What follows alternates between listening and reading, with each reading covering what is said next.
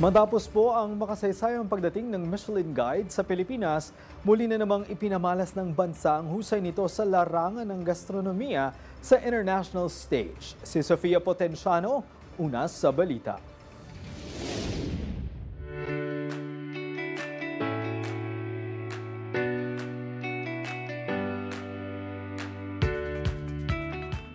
Sa loob ng 5 araw, nagmistulang food street ang paligid ng Bacolod Provincial Capital sa paglulunsad ng kauna-unahang Terra Madre Asia and Pacific sa bansa.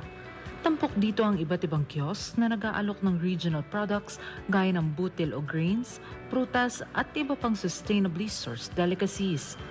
Tinatayang nasa mahigit 2,000 delegado mula sa 20 bansa ang dumalo sa aktibidad.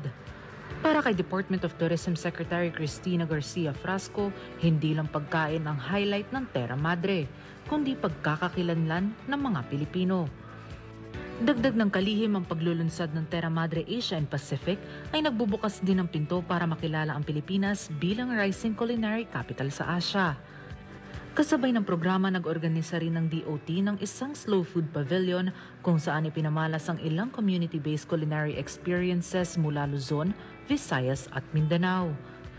Mayroon ding community kitchen na nag-imbita sa mahigit 60 barangay sa Bacolod City upang magluto at ibahagi ang kanilang local community dishes na nagbibigay daan sa malayang palitan ng pagkain, kultura at kwento. Sa pamamagitan ng mga aktibidad na ito, mas pinaiigting pa ng pamahalaan ang pagsusulong ng gastronomy tourism sa bansa, hindi lang upang ipreserba ang kulturang Pilipino, kundi maiahon ng mga komunidad sa pamamagitan ng pagkain. Nauuna sa mga balitang totoo at laging bago. Sofia Potenciano, Alauna sa Balita, Congress TV.